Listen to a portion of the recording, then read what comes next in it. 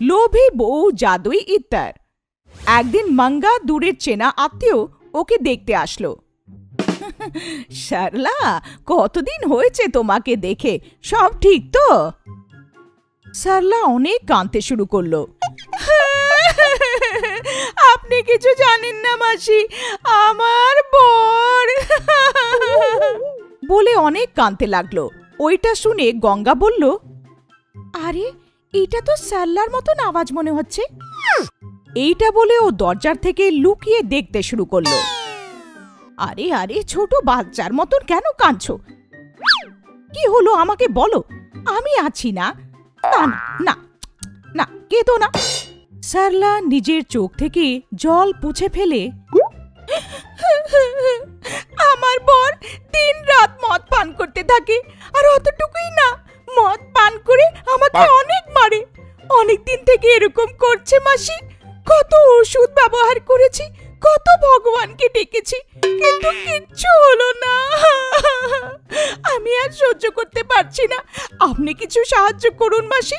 কিছু ওষুধ দিতে পারবেন তো বলুন, আর নয়তো কোনো জাদু করতে পারবেন তো করুন, যেটাতে ওই মধুরা মদ খাওয়া ছেড়ে দেয় আর আমার কথা শোনে। কিছু করুন আর পুণ্য কামান মাসি।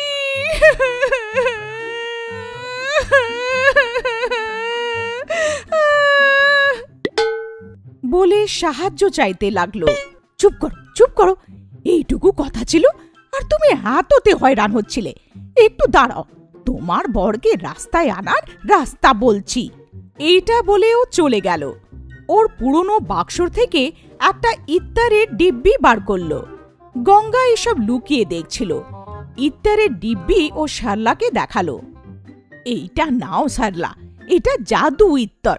এর সুগন্ধ যদি তোমার বর শুনবে তো তোমার সব কথা শুনবে, তোমার পেছনে ঘুরবে, আর মদের কথা ও ছেড়েই দেবে। বলে ইত্তারের ডিব্বিটাকে একটা বাক্সয় ঢেলে সরলাকে দিয়ে দিল। হ্যাঁ, আমি বলতে ভুলে গেছি, এর কাজটা শুধু 12 ঘন্টা থাকবে। আর হ্যাঁ, এটা খালি দিনে একবারই ব্যবহার করতে পারবে। আর একটা দরকারি কথা, যদি ভুল করে ইত্তারের ডিব্বিটা ভেঙে গেল তো এর কাজটা শেষ হয়ে যাবে। বলে ওকে সাবধান করল। গঙ্গা চুপ করে এইসব দেখছিল। এইটা কারোর উপরে ব্যবহার করলে সে আমাদের সব কথা শুনবে, আর ওইটাও সব কথা। এইটা তো যেমন করে হোক আমাকে পেতে হবে। তোমাকে কি করে ধন্যবাদ করব বুঝতে পারছি না। ঠিক আছে মাসি, আমি চললাম। গঙ্গা ওর যেতেই তাড়াতাড়ি উঠে বাইরে আসলো। কি ব্যাপার বৌদি, অনেক দিন পর আমাদের বাড়ি এসেছো, জল খাবার তো খেয়ে যাও। শুধু 10 মিনিট দাঁড়াও, আমি তোমার জন্য গরম গরম বানাচ্ছি, খেয়ে যাবে কিন্তু। হ্যাঁ, ও বলতে থাকলো। খাবার খাওয়ানোর সময় সরলা ওই ডিব্বিটার জায়গায় অন্য ডিব্বি রেখে দিল। সরলা এটা জানতো না। অন্য ডিব্বি নিয়ে ও নিজের বাড়ি চলে গেল। পরের দিন সকালবেলায় ওর শাশুড়ি মার ওঠার পরে ওই ইত্তারটা শাশুড়ির উপরে ছিটিয়ে দিল। হঠাৎ মাঙ্গা চোখ বড় বড় হয়ে গেল, আর ও গঙ্গাকে দেখে দেখতেই থাকলো। শাশুড়ি মা, আমার চানের জন্যে জল তো নিয়ে এসো, এইটা বলল। আর ওই জাদুর প্রভাবে মাঙ্গা গিয়ে কুয়োর থেকে জলের বালতি ভরে নিয়ে আসলো। আরে, আমার শাশুড়ি মা তো অনেক ভালো কাজ করতে পারে। আজ থেকে আমি আমার শাশুড়ি মাকে দিয়ে আমার সব কাজ করাবো। এইটা বলতে থাকলো। শাশুড়ি মা, আমার মাথায় তেল লাগে আমার স্নানের জন্য জল গরম করুন। বেচারি মঙ্গা বউয়ের মাথায় তেল লাগিয়ে স্নানের জন্য গরম জল রাখলো। এই নাও শাশুড়ি মা, যতক্ষণ আমি স্নান করব তুমি তার মধ্যে খাবারটা বানিয়ে নাও। বদল করা ইত্তারের ডিব্বি নিয়ে সরলা নিজের স্বামীর উপরে ব্যবহার করলো, কিন্তু কিছু কাজ করলো না। সব বারের মতন এইবারও সরলা নিজের স্বামীর থেকে মার খেয়ে মাঙ্গার কাছে গেল। যখন মাঙ্গাকে নিজের বাড়ির সামনে আলপনা দিতে দেখলো। মাসি, আপনি যে ইত্তারের ডিব্বিটা দিয়েছিলেন ওটাতে কিছু কাজ করলো না। আমি আমার স্বামীর উপরে ব্যবহার করলাম, কিন্তু ওটা কিছু কাজ করলো না। ও আমাকে অনেক মেরেছে। এইসব ছাড়ুন, আপনার বউ থাকতে আপনি এইসব কাজ কেন করছেন?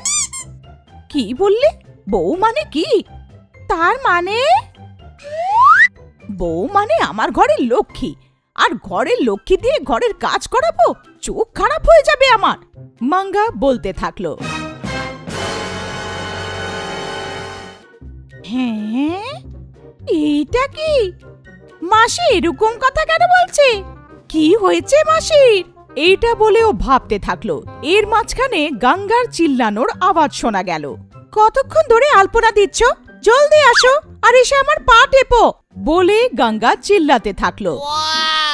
হায় রে হায়, এটা কি হচ্ছে? আমার মাসি বউয়ের পা টিপবে?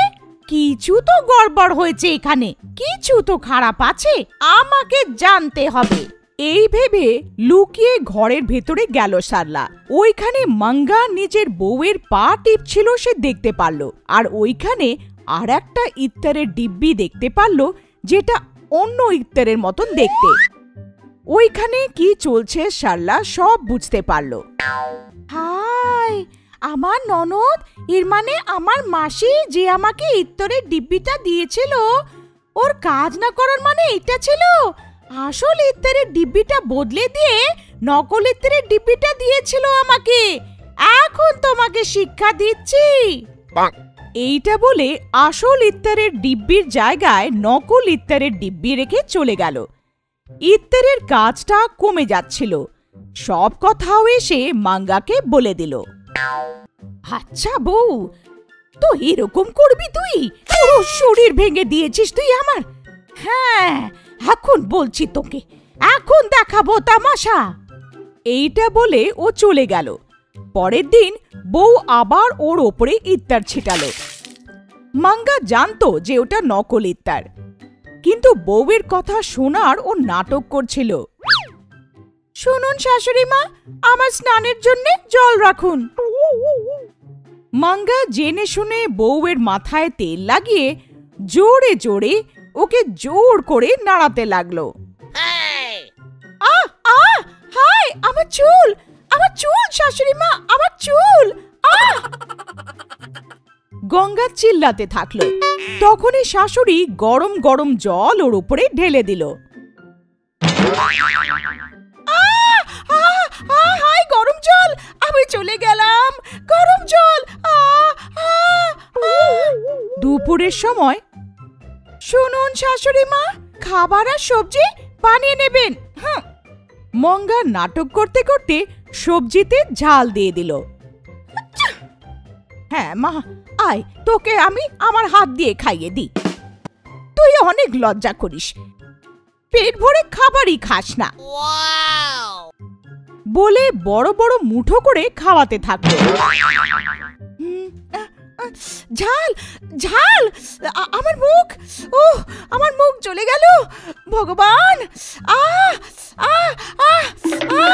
জ্বলে গেল, বলে ও পালিয়ে গেল। বিকেল বেলায় আবার শাশুড়িকে ডাকলো। শাশুড়ি মা, ও শাশুড়ি মা, একটু পাতা দাবিয়ে দিন। হায় হায়, ঘরের সব কাজ করে হাঁপিয়ে গিয়ে থাকবি তুই। আমার একটা হাত পড়লে সব ঠিক হয়ে যাবে, বলে জোরে জোরে পা টিপতে থাকলো। হায় হায় হায় হায়, আমার পা, আমার পা, আমি মরে গেলাম, ভগবান। আমার শাশুড়ির ভালোবাসাই আমাকে মেরে ফেলবে, এখন আর কোনো কাজ ওনাকে দিয়ে করাবো না। ও তাড়াতাড়ি গিয়ে ইত্তারের ডিব্বিটা ভেঙে ফেলল। এইটা দেখে মাঙ্গা আবার আগের মতন কথা বলতে শুরু করলো। ভালো হলো, শাশুড়ি মা আগের মতন হয়ে গেছেন, আর এরকম কিছু করাবো না। বউকে শিক্ষা দেওয়ার পর মাঙ্গা খুশি পেল। কিছুদিন পরে সারলা ওনার সাথে দেখা করতে আসলো। মাসি, তোমার জন্য আমার স্বামী মদ পান করা ছেড়ে দিয়েছে, আমার কথাও শোনে। তোমাকে কি করে ধন্যবাদ জানাই বুঝতে পারছি না। আরে ধন্যবাদ তো আমার বলা উচিত। যদি তুই ইত্তরের ডিব্বিটা না বদলাতিস তো আজকেও আমি আমার বউয়ের পা টিপতে থাকতাম। তোর জন্যে আমার বউ শিক্ষা পেল। এইটা বলেও হাসতে থাকলো। গঙ্গা সাইডে দাঁড়িয়ে সব শুনে ফেলল। হ্যাঁ, তার মানে শাশুড়ি যে আমার উপরে গরম জল ঢেলেছে, খাবারের ঝাল দিয়েছে আর আমার পা ভেঙে দিয়েছে, এইসব জেনে বুঝে করেছে। শাশুড়িকে আমি পরে দেখে নেব। হ্যাঁ, এখন না। সে ওটা মনে ভাবল। একদিন মঙ্গা নিজের ঘর পরিষ্কার করছিল। তখন টিভিতে নিউজ রিপোর্টার বলছিল, ক্রিকেট ফ্যানেরা যে আইপিএল ম্যাচের জন্য অপেক্ষা করছিল, এই সিজনের প্রথম ম্যাচ কিছুক্ষণের মধ্যেই শুরু হবে। এই কথা শুনে মঙ্গা মনে মনে ভাবে, আরে বাহ, আজ থেকে আইপিএল এর ক্রিকেট ম্যাচ শুরু হবে, তাহলে বাজি ধরে অনেক টাকা কামানো যাবে। এইবার আমি ধোনির উপরে বাজি ধরবো। এইভাবে ও মনে ভাবে আর মনে মনে খুশি হয়। আইপিএল এর জন্য মঙ্গা অনেক আশা নিয়ে অপেক্ষা করছিল। যখন নিজের ঘর থেকে বেরোলো তখন দেখে গঙ্গা টিভিতে বিগ বস দেখছিল। এই দেখে মঙ্গা মনে মনে ভাবে, হায় রাম, মনে হচ্ছে আমার কপালটাই খারাপ। এই বুড়ি আইপিএল ম্যাচের সময় বিগ বস চালিয়ে দেখছে। ও মাথায় হাত দিয়ে বসে পড়ে। যাই হোক, আজ আমি যে কোনোভাবে আইপিএল ম্যাচ দেখবই, বাজি ধরবো আর খুব টাকা কামাবো।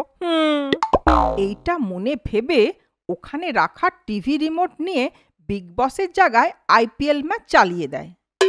এদিকে গঙ্গা খুব মন দিয়ে বিগ বস দেখছিল। কিন্তু মঙ্গা যখন চ্যানেল চেঞ্জ করে দেয় তখন গঙ্গার খুব রাগ হয়। তখনও বলে, এটা কি বেশি মাথায় উঠে গেছিস না? দেখছিস না আমি এখানে বিগ বস দেখছি, তুই দেখতে পাচ্ছিস না? চ্যানেলটা কেন চেঞ্জ করলি? এইভাবে জোরে বকা দিয়ে গঙ্গা মঙ্গার হাত থেকে রিমোট ছিনিয়ে নেয়। তখন মঙ্গা গঙ্গাকে বলে, আরে বিগ বসে কি আছে শাশুড়ি মা? এতক্ষণ যা কিছু হয়েছে সেটা রাত্রে আবার রিপিট টেলিকাস্ট হয়, তখন দেখে নেবেন। এখন আমি আইপিএল দেখব। এই বলে ও রিমোট নিয়ে আইপিএল চালিয়ে দেয়। তখন গঙ্গা বলে, আরে মহারানী, আইপিএল এর কি আছে? রাত্রে আবার হাইলাইট দেয় না, তখন দেখে নিস। এখন তো আমি বিগ বসই দেখব। এই বলে ও রিমোট নিয়ে বিগ বস চালিয়ে দেয়। এইভাবে ওরা দুজন একে অন্যের কাছ থেকে রিমোট ছিনিয়ে নিয়ে চ্যানেল চেঞ্জ করতে থাকে। আজ আমি যে করেই হোক সালমান খানকে দেখবই। আজ যেভাবেই হোক আমি ধোনির 6 মারা দেখবই। সালমান খান না, ধোনি। বিগ বস না, আইপিএল। এইভাবে বারে বারে টিভির চ্যানেল চেঞ্জ করার জন্য টিভি খারাপ হয়ে যায়। তখন দুজন একে অন্যের প্রতি রেগে গিয়ে মুখ ঘুরিয়ে নিজের নিজের ঘরে চলে যায়। কিছুক্ষণ পরে গঙ্গা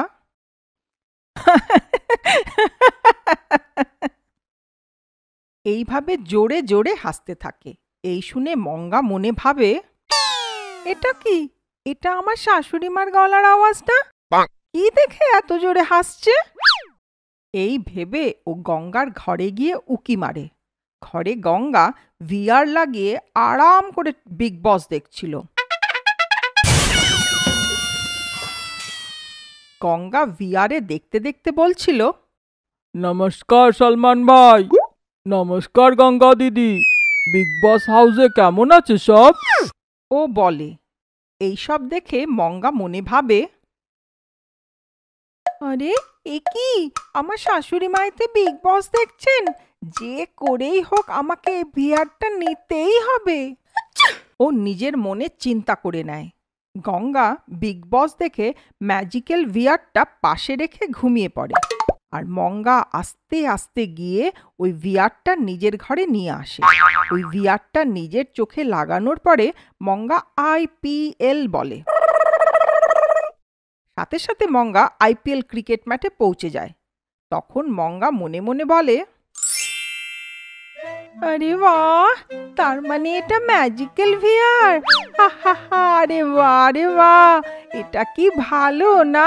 আমি আইপিএল বললাম আর এটা সোজা আমায় আইপিএল ক্রিকেট গ্রাউন্ডে নিয়ে এলো। বাহ বাহ বাহ। এই বলেও খুব খুশি হচ্ছিল। যখন ওখানকার বোলার সামনে দিয়ে চলে যায় তখন ও বুঝতে পারে যে ওকে কেউ দেখতে পাচ্ছে না। আরে বাহ, তার মানে আমাকে কেউ দেখতে পাচ্ছে না, কিন্তু আমি এখান থেকে সবাইকে দেখতে পাবো। বাহ বাহ বাহ, মঙ্গা তুই কি স্মার্ট রে। এইভাবে ও মনে ভাবে আর খুশি মনে আইপিএল দেখতে থাকে। সেই সময় ব্যাটিং করার জন্য ধোনি মাঠে নামে। তখন মঙ্গা মনে মনে ভাবে, আরে বাহ, ধোনি ভাই, কতদিন পরে দেখলাম আপনাকে। এই ভেবে ও খুব খুশি হচ্ছিল। তখনই বোলার বল করে আর ধোনি ওই বলটা জোরে ব্যাট দিয়ে মারায় ওই বল সোজা মঙ্গার দিকে আসতে থাকে। মঙ্গা এই ভেবে ভয় পায় যে ওই বলটা না লেগে যায়, আর ভয়ের চোটে হায়